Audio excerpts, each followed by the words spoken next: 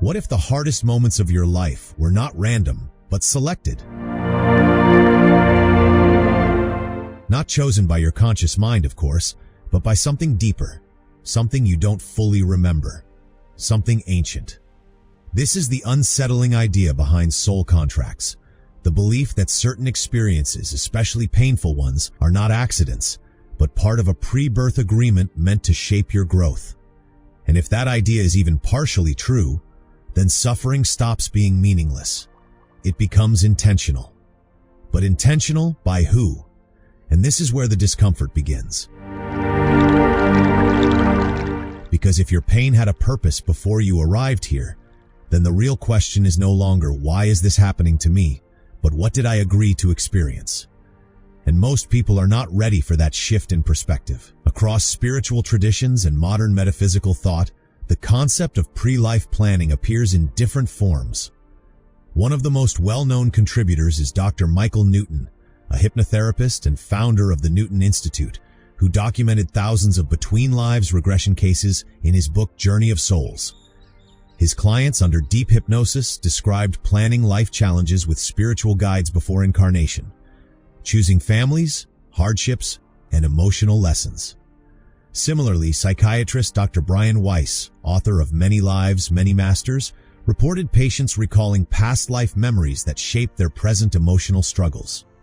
In his clinical work, he suggested that unresolved emotional patterns may carry across lifetimes, influencing present suffering as part of a longer healing arc.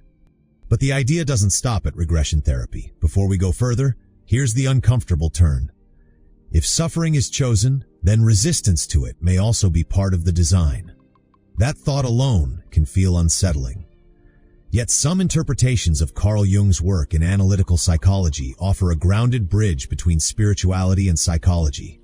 Jung didn't explicitly endorse soul contracts, but he did propose the concept of the individuation process, the idea that human beings are unconsciously driven toward wholeness through confronting shadow aspects of the self.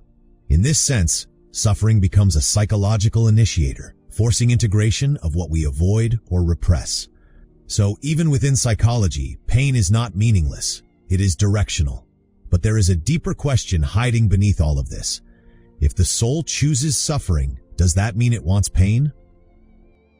Researchers in transpersonal psychology, such as Stanislav Grof, suggest a different framing. Grof's work with non-ordinary states of consciousness indicates that humans may experience life themes that feel orchestrated or symbolic, especially during deep inner exploration. In his view, suffering is not desired.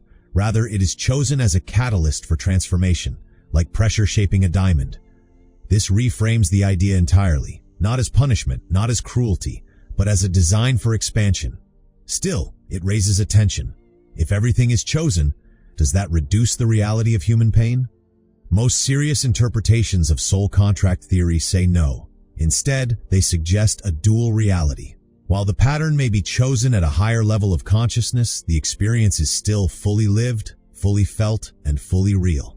In other words, you don't suffer less because it was planned. You suffer differently because it has meaning woven into it.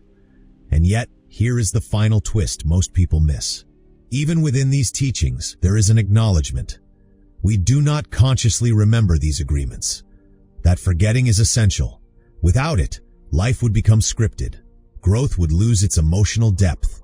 So the paradox stands. You may have chosen the lesson, but you still live through the confusion of not knowing why it hurts. Whether soul contracts are metaphysical truths or symbolic language for human psychology, they offer one powerful shift in perspective. Suffering need not be interpreted as meaningless chaos. Instead, it can be seen as part of a larger unfolding, something that challenges you, reshapes you, and forces growth in ways comfort never could. But the uncomfortable truth remains unresolved. Even if your soul chose this path, it still has to walk it moment by moment without certainty, and maybe that uncertainty is the real design.